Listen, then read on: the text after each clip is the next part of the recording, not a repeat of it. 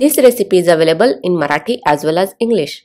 For English, refer description below a video to see the ingredients and procedure to follow. Thank you.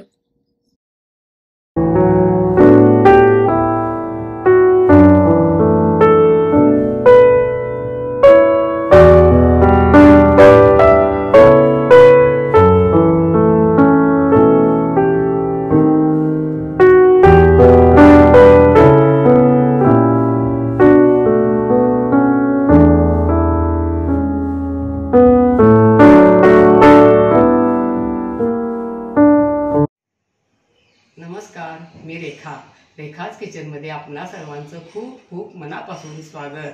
आज आपण monsoon special रेसिपीमध्ये करायला एकदम सोपा आणि पटकन होणारा असा एक पदार्थ पाहणार आहोत.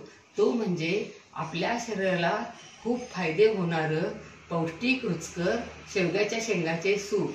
शेवग्याच्या शेंगाची आमटी तर आपण खातोच, परंतु अशा पद्धतीनं शेवग्याच्या शेंगाचे सूप करून पिले तर पावसाळ्यात आणि हिवाळ्यात आपल्याला आराम मिळतो. या अगोदर आपण 151 एपिसोडमध्ये शेवग्याच्या शेंगाची आमटी केली होती. तेव्हा आपण शेवग्याचे आपल्या शरीराला कोणकोणते फायदे होतात हे जाणून घेतले आहे. चला तर आपण आता शेवग्याचे सूप करण्यासाठी लागणाऱ्या काही महत्त्वाच्या टिप्स पाहूया. पावसाळा म्हटलं की प्रथम आपल्याला आठवतात ती म्हणजे गरमागरम भजी. तसेच आणखी एक पदार्थ आठवतो, तो म्हणजे पावसाळ्यातील गारवा जाणवू नये म्हणून वेगवेगळ्या प्रकारचे चटकदार सूप. या अगोदर आपण टोमॅटो सूप, व्हेज सूप, नाचणीचे सूप कसे करायचे हे पाहिले आहे. प्रथम शेवग्याच्या शेंगा स्वच्छ धुवून थोडी साल काढून कट करून घ्यायचे. कुकरमध्ये कांदा, टोमॅटो, हळद, मिरे, लसूण, आलं घालून पाणी घालून मऊ शिजवून घ्यायचे. नंतर थंड झाल्यावर मिक्सरवर पेस्ट करून घ्यायची आणि चाळणीतून गाळून घ्यायची. नंतर तूप गरम करून हिंगपूड, कोबी, मटार, गाजर, पातीचा कांदा, हळदपूड घालून शेवग्याची पेस्ट ओतायची. नंतर मीठ आणि कोथिंबीर, लिंबाचा रस शेवटी घालायचा. कोथिंबीर घालून 1 ते 2 उकळी आणायची आणि गरम गरमच सर्व करायचे. हे खूप अतिशय रुचकर लागते.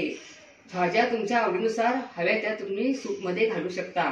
मुलं शेवग्याचे आमटे वगैरे खायला बघत नाहीत, तर असे शेवग्याचे सूप केले तर मुलं नक्कीच आवडीने खातील. आणि कणकण असेल, सर्दी खोकला झाला असेल तर असे सूप पिणे खूप फायद्याचे ठरते. आपण आता साहित्य पाहूया.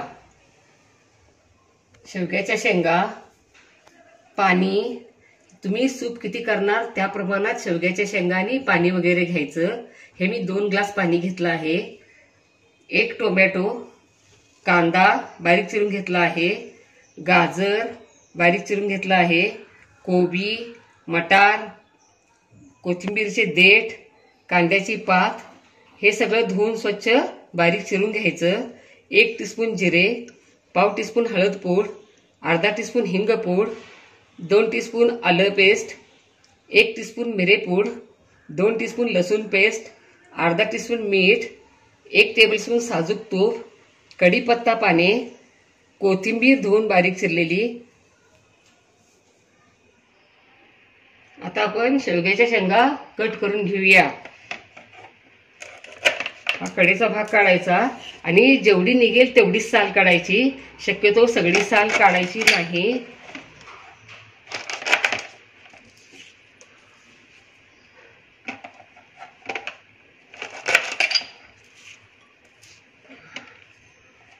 अशा पद्धतीने आपण सगळ्यात शेंगा कट करून घेऊया. शेवग्याच्या शेंगा कट करून झाल्या. आपण आता या कुकरमध्ये घालूया. यामध्ये कांदा, टोमॅटो, कोथिंबीरची देठ, आलं, जिरे, लसूण, मिरेपूड, अखंड मिरे घातलात तरी चालते, हळद पूड, मीठ, यामध्ये पाणी घालूया आणि कुकर 3 ते 4 शिट्ट्या घेऊन अगदी मऊ शिजवून घेऊया आणि थंड करायला ठेवूया.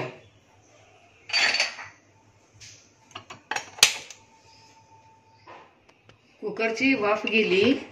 आपण आता या शेवग्याच्या शेंगा वगैरे सगळं असं मिक्सरच्या भांड्यात काढूया. बघा किती छान मऊ शेंगा शिजल्या आहेत. आणि मिक्सरवर फिरवून याची मऊ अशी पेस्ट करून घेऊया. आणि मऊ पेस्ट झाल्यावर असं पातेलं घेऊन त्याच्यावर त्याची चाळण ठेवायची आणि यामध्ये ओतून स्मॅशरनं स्मॅश करत यातला गर काढायचा. स्मॅशरने स्मॅश करून वगैरे याचा गर काढून झाला. शेवटी थोडंसं पाणी घालून आणखीन थोडं यातला गर काढून घ्यायचा. बघा या पद्धतीनं गर निघाला आहे. आता आपण पॅन गरम करायला ठेवूया. पॅनमध्ये तूप घालूया. यामध्ये हिंगपूड घालूया. आता भाज्या घालूया. मटार, कांद्याची पात, कोबी, गाजर आणि असं 2-3 मिनिटं परतूया. कढीपत्ता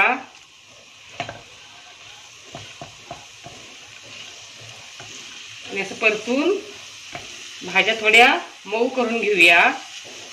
1-2 मिनिटं 1-2-3 मिनिटं भाज्या परतून झाल्या.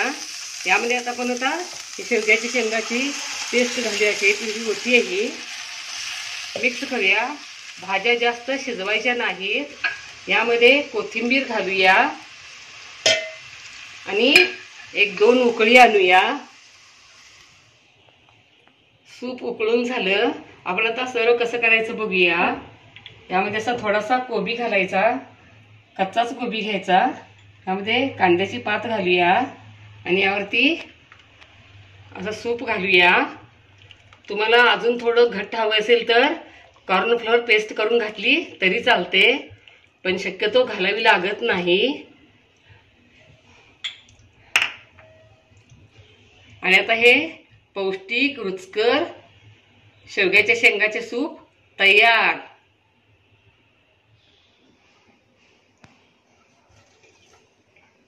वाव, मस्तच, लाजवाब, पीतच राहावे असे वाटते.